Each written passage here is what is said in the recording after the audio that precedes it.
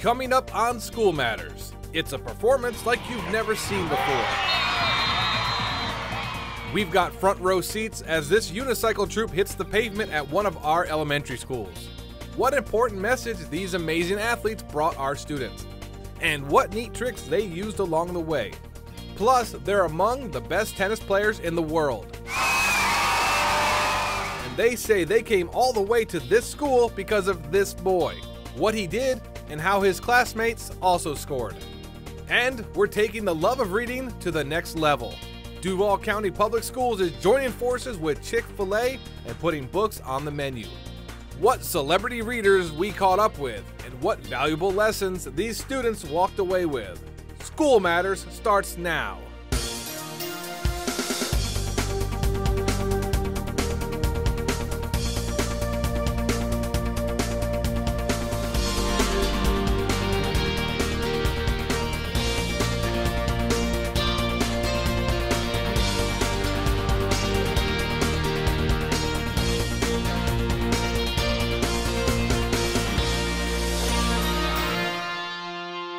Ten Chick-fil-A restaurants, hundreds of students and parents, and countless valuable lessons. Thanks for watching this episode of School Matters. I'm Isabella Groff, and for the second year in a row, our district partnered with Chick-fil-A to host Family Reading Night, and we're covering the event from all angles. Our School Matters crews were all over the city, as families packed restaurants all over town in support of Read It Forward Jacks. And School Matters reporter Julian Robertson is standing by with our superintendent, Dr. Nikolai Viti. He's telling us why he attended the event and what the district is doing behind the scenes to help improve instruction, which leads us to our top story. From principals to parents and to volunteers, this event couldn't have been the success it was without your help. And it was clear, this event was much more than food and fun. It was about literacy. We all know Chick-fil-A is known for, well, it's chicken. But how often do you walk in and see frogs on paper plates, kids coloring away, and books, and more books? In the bayou where hanging moss droops from the trees. This was the scene at 10 Chick-fil-A restaurants across Duval County. As families walked into each venue, they were greeted with a full plate of educational activities that included men and women reading great books to kids. So you have to pick it up very carefully with this claw. Students also had the chance to make lots of fun crafts that were tied directly to the books they were reading. Think of it as paper plate art. They seemed pretty excited about what they were making. A frog. Great job, kids. And who can forget all of the great Read It Forward Jacks resources ready and available for parents?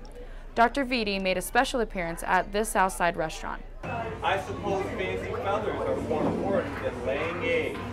He not only read to these children, but also kept them engaged by asking them questions about the story. The beauty of literacy is not just the words and the story, which always makes literacy exciting, but literacy allows us to think. And to think about what we're reading, but think about who we are, to learn vocabulary. So I use it as an opportunity to make kids think about life in general. Again, who they are, how they think of themselves vis-a-vis what they're reading, and just to grow intellectually and personally. But he wasn't the only person sharing stories with the kids. Check out this video we got on our class cam. That's Mr. Fred Hyde, the district's chief academic officer, and he's at a restaurant on Atlantic. We also saw a couple of principals, including these two from Mayport and Finnegan, and also some teachers. How fun! We talked to some kids, and they thought it was pretty cool Chick-fil-A helped host the event. Like you can get to play on the slide, and you can eat food all you want. Okay, so they obviously got to put in some playtime. But at the end of the day, they got an important lesson about reading. If we're going to really transform our society and our community, we can't do it alone, meaning the district has to have partners to fill gaps. And it's exciting just to partner with Chick-fil-A to get more people out to understand the importance of literacy and to create some energy around literacy. What a great event. Did you know that this is the second year the district has been using the Read It Forward Jacks campaign to encourage literacy? Read It Forward Jacks enlists the help from people all over our community. Everyone from businesses to nonprofits are donating time, money, and books to schools all over the district. Read It Forward Jacks also aims to get great tips and resources in the hands of parents to make sure they're reading with their kids every day. For more information about Read It Forward Jacks, be sure to visit www.duvalschools.org. Making sure that all students are able to read at their grade level has always been a district priority. School Matters reporter Julian Robertson joins us in the studio with our Superintendent of Schools, Dr. Nikolai Vitti, to give us a little more perspective. Hey, Julian. Here's another interesting fact about the Family Reading Night. Each Chick-fil-A restaurant that participated gave the district a portion of their sales. Dr. Vitti, thanks for joining us. First of all, how does a partnership with Chick-fil-A help promote literacy in our schools? Well, it was a great event. First of all, a lot of kids enjoyed Chick-fil-A, so we were able to incentivize them with good food, and then they come out, and then we were able to read books, talk about books, and talk about the value of what literacy, how literacy can make a difference in children's lives, expanding their horizons, and developing their vocabulary skills. How do you see the district improving reading instruction? Well, it starts with parents. So number one, we're offering a parent academy. We're starting to build a parent academy, so we're going to teach parents how to infuse literacy in the home and their day-to-day activities. From there, we're going to offer more early childhood programs starting at the 3-year-old level, 4-year-old level, and then improve our intervention so that when students aren't reading at grade level, we're going to provide the right support during the school day, after school, even on Saturday, to make sure that our students are at grade level early on in the learning process. What can parents do at home to help their kids improve their literacy? Many things. One, just reading to them. Another way is to promote words, vocabulary. When a word is used and that student doesn't know the word, make it fun. Go to on the internet, look up the word, go to the dictionary. Be exploratory when it comes to words and using words creatively. Other practices can be reading the newspaper and talking about what's in the newspaper, but more than anything else, reading in front of your children. The best way to promote literacy is for children to see adults reading. And knowing that just because you're in school, that reading is not just something that happens in school, it happens at home and day-to-day activities. I have to ask, what kind of books do you like to read? When I have time to read, usually I'm reading emails. But when I do read, I like biographies. I also like political type of books. I'm more of an historian, so I like history.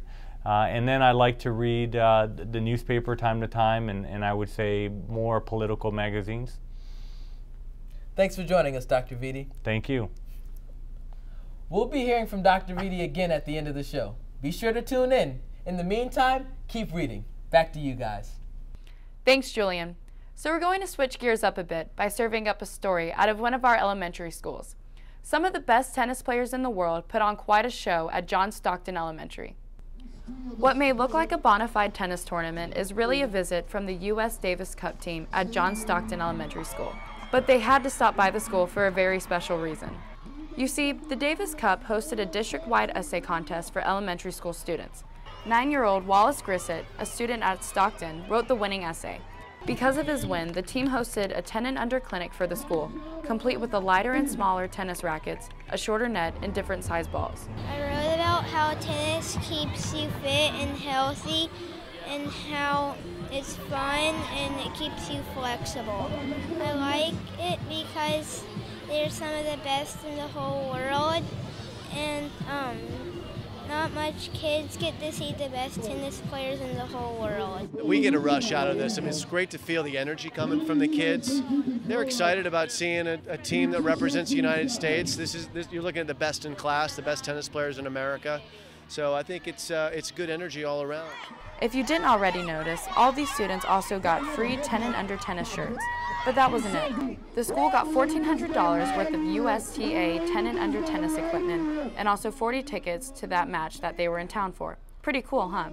And in case you were wondering, the U.S. Davis Cup team did end up beating Brazil. Wow, I think I'm a little bit jealous of those students. Congratulations to them. Well, we are just getting started with School Matters. In just minutes, we're bringing you a story that combines good food and good teachers. What a generous act of kindness took place at one of our special needs schools. Plus, Julian's joining us with an interview you won't want to miss. Here's a hint. It has to do with a nonprofit known for helping in our schools. Do not change the channel. School Matters will be back soon. 5 remarkable teachers have been named finalists for the 2013 Florida Blue Duval County Teacher of the Year. And the finalists are Scott Cason, Mandarin High School; Cameron Foley, Ramona Boulevard Elementary; Blair Nolan, First Coast High School; Apryl Shackelford, Northwestern Middle; and Robyn White, West Jacksonville Elementary. The 2013 Florida Blue Duval County Teacher of the Year will be named at the Eddie Awards on March 14th. Hey, do you have a minute? I was thinking it's time for us to have that talk. You know, about what I need to do before I finish high school. I'll be walking across that stage and getting my diploma before you know it. And it's really important to me that we start planning now. That way I know what all of my options are. And I'm ready for my future. Actually, I think it'd be a really cool idea if we met with my school counselor, who can help us with everything we both need to know.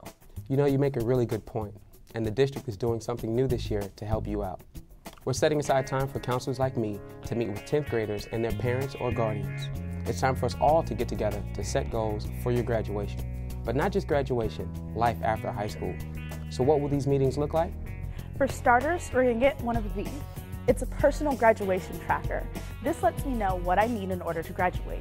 You can see how many credits I've earned so far, what courses I'm in now, and you can even see my grade point average. Did you know that I need at least a 2.0 to graduate? That's not all. The graduation tracker has information on my attendance, and it also lists out my test scores. These scores not only affect my graduation, but also whether I'm able to get into college. This is all really important because with this tracker, you'll be able to help me set the goals I need to earn my diploma and make sure I'm ready for what's next after graduation, like going to college, entering the workforce, or joining the military. You're also going to get another handout. It's called Post-Secondary Milestones. It's meant to make sure you're doing everything you need to do as a 10th grader. For example, have you taken the PSAT yet? And have you checked if you're eligible for the Bright Future Scholarship? You'll also find out what you'll need to do to remain on track as an 11th grader and as a senior. Finally, you'll also get one of these, a high school, college, and career resource guide with a lot of really great information and websites. Like, what are the promotion requirements I need to accomplish now in order to move up to the next grade? What are the tests I need to take to graduate? What websites are out there to help me with college and career planning? And what free resources are out there to help me prepare for the tests? I'm really glad we're having this talk. So am I. Me too. With your support and with the help of my school counselors, I know I'll be ready for my future.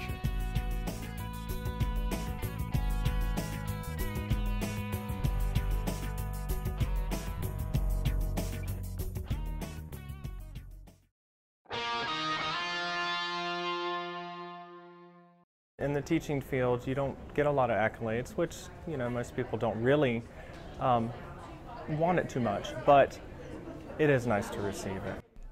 I think it's safe to say that teachers have a tough job, and we all really appreciate what they do. And for one local group, saying thank you to our teachers meant treating them to a meal.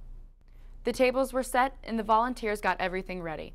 It's early on a Friday morning at the Mount Hermon Exceptional Student Center, and these women are with Delta Kappa Gamma, an educational society. You're probably asking, what are they doing here, and why are they setting up? This is why. They've gone out of their way to make breakfast for every single teacher and staff member who works at this school. This is their way of saying thank you for all their hard work. An especially great thank you because they know that these men and women have challenging jobs. One of the teachers I sat with and talked with said she has 9 students, and she was telling me the variety of their needs. There are blind, there are deaf, there are physically impaired. Marilyn Myrick is a retired principal, part of Delta Kappa Gamma. The women who help prepare the breakfast are retired teachers. She says they were looking for ways to help the people who work at the school when the principal told them his staff needed support. So you can say the rest was history. These women spent hours preparing home-cooked meals.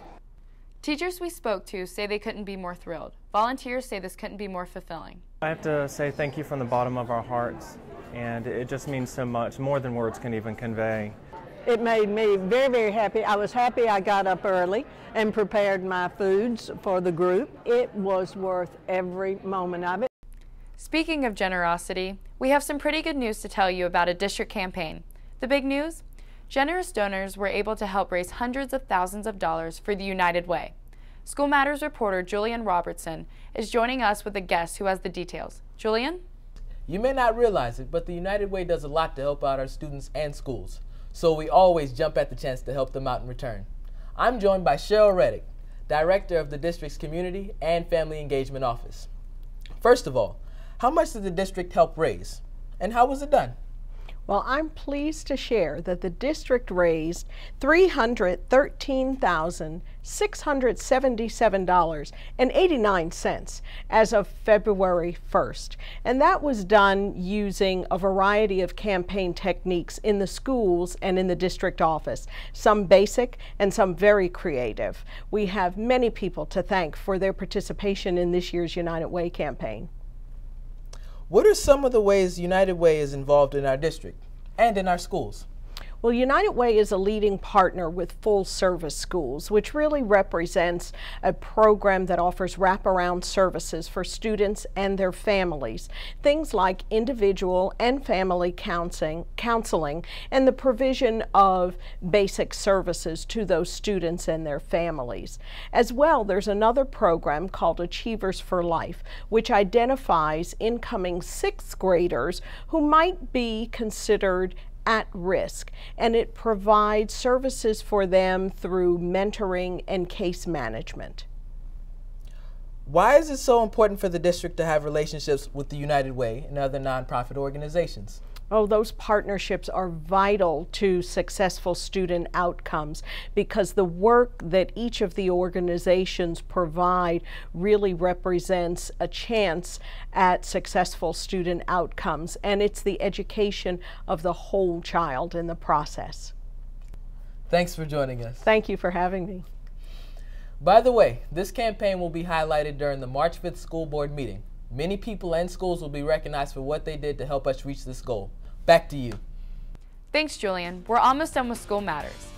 Coming up, the circus comes to town and visits one of our schools. You won't want to miss this unbelievable performance and the powerful message behind it. Plus, Julian is talking to Dr. Nikolai Vitti, this time about what you had to say. We're talking about the feedback he got from the community during his 7 town hall meetings and finding out where do we go from here. Keep it right here. School Matters will be right back. But before our break, we want you to get to know us a little bit better. This month, we're introducing you to dcps-tv producer Vicky Pierre.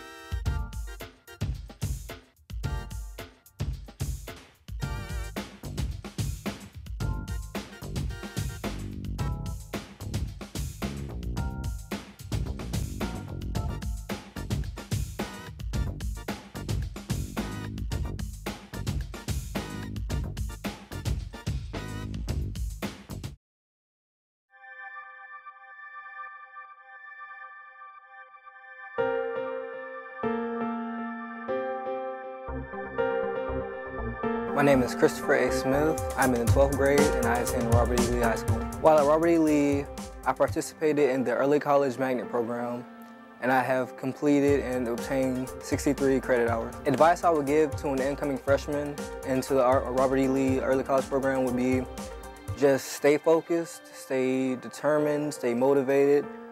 Sometimes you might have to sacrifice days hanging out with your friends, but in the end it's all worth it because you will be highly rewarded, you'll get into a good school, and you will make good grades. Darcy Overmeyer. I'm in 11th grade and I go to Baldwin Middle Senior High School. While at Baldwin, I've taken many AP classes starting in 9th grade, and I took one last year and then I've taken 4 this year. I've definitely met my own goals. I mean, I've taken as many AP classes as I can, and so I just think I'm definitely well equipped and prepared for college, and I'm very excited about it. I'm Courtney McLean. I go to Mandarin High and I'm in the 12th grade.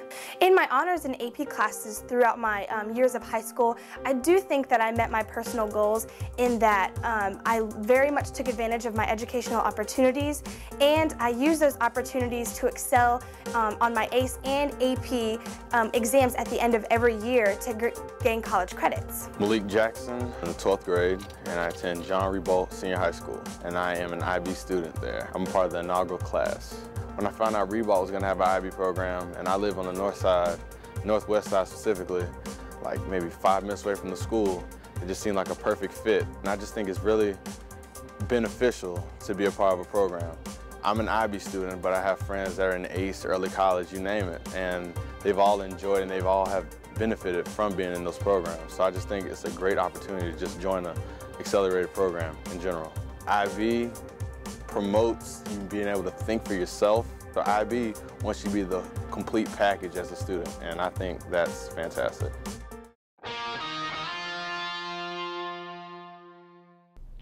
Seven meetings in 7 schools. Dr. Nikolai Vitti has officially held town hall meetings in every single board member's district. But the big question is, what now? Our Julian Robertson is in the studio with Dr. Vitti with more on what changes he expects to make now that he's heard from the community. Julian? Without a doubt, Dr. Vitti spoke before hundreds of students, parents, and community members, each of them expressing their concerns and asking questions. I wanted to see him to do something about improving special education in this county. It's important to find out what they're going to do with the schools. Also am concerned about the amount of testing being done for students. Those were just some of the parents we heard from at Dr. Vitti's town hall meeting at Inglewood High School. And even though a lot of parents we spoke to had different concerns, we noticed a lot of the same questions came up in many of the meetings. But one thing's for sure, Dr. Vitti wants to see this district go from good to great. And he says he needs your help. It's not great until all of our schools are A schools or B schools. That's what we need to strive for. Dr. Vitti, when you look back at all these meetings, what do you think is the most common concerns you've heard over and over? Several. One, the need for magnet transportation. I would say that another concern was overemphasis on testing. And I would say a third, linked to magnet transportation, is the need for more arts and music in our schools. After hearing everyone's concerned, what do you think should be addressed right away? Well, we are looking to offer magnet transportations again. We're going through our strategic plan, our budgeting process, and I think that there's an opportunity to offer that once again to the community. And then I'm also looking at expanding music and art at the elementary, middle, and high school level next year as well, by looking at the budget, doing things differently, and then trying to raise some money outside of the school district as well. Do you think you'll have a lot of these meetings in the future? Why or why not? I do. I think right now my concentration will be on a strategic plan, the budget development process, but probably when we start going into the spring, I will have these town hall meetings again. I think they're important. It allows parents to come out, students to even come out, the community in general to ask questions, to offer their concerns about issues, and start to begin to develop a stronger relationship with the community. Remember, you can always ask our superintendent questions through his email we put on the screen. Back to you guys. Thanks, Julian. Now let's turn to a story that's sure to put a smile on your face. On a week that the circus made a visit to Jacksonville, a special group of performers also visited one of our schools. They're called the King Charles Unicycle Troupe. What you're about to see is pretty amazing. Hey, ladies and gentlemen, the King Charles Unicycle Troupe! From the moment they made their grand entrance onto the basketball court, the action never stopped. Immediately, a fast-paced game of basketball came to life before the crowd. They were clearly amazed that these men didn't just shoot hoops. They were scoring baskets on wheels.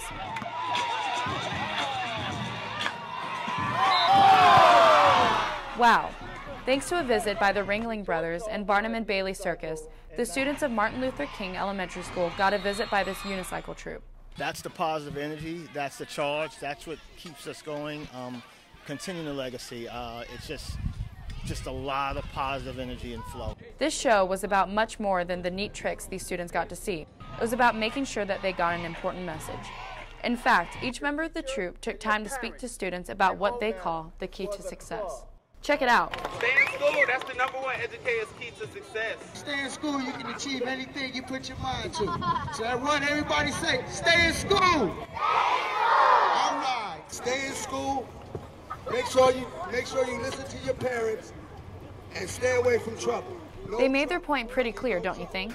Because at the end of the day, you know, without an education, you know, there's nowhere basically, you know, for one to even possibly imagine what they want to do in life. During the next half of their performance, they added some more new tricks. Who knew anyone could get on a unicycle and jump rope at the same time? But these men still weren't done with their message.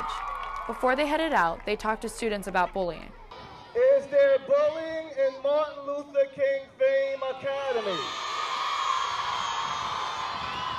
The troupe director spoke to students about how they could prevent bullying, and students were soaking it all in. It's like pretty good because people can learn how bully is bad. In the end, this wasn't just about fun. It was about education. Before we go, we've got one more story to bring to you, and it's coming from one of the hosts of our other school show, Real School. I hear she wants to give us the scoop on what they're working on. Isn't that right? That's right, guys. We don't ever want you to forget about Real School, so we're giving you a sneak peek. Getting an A has never been so sweet or this fun. We're taking a trip to A. Philip Randolph Academies of Technology as they celebrate their very first A grade. Who was there and how the students celebrated their high marks.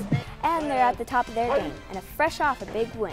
We've got the scoop on which junior ROTC program is flying high after their first place, what awards they got, and what these students are calling their key to success. Plus, from gardens to milk cartons, they're getting their green on like you've never seen before. Join us on a special tour of Westview K-8. We're getting a first-hand look on how students are not only helping the environment, but also learning at the same time. We're going to have those stories and much more on your next episode of Real School. The show airs Sunday, March 3rd at 10 a.m. on WJCT.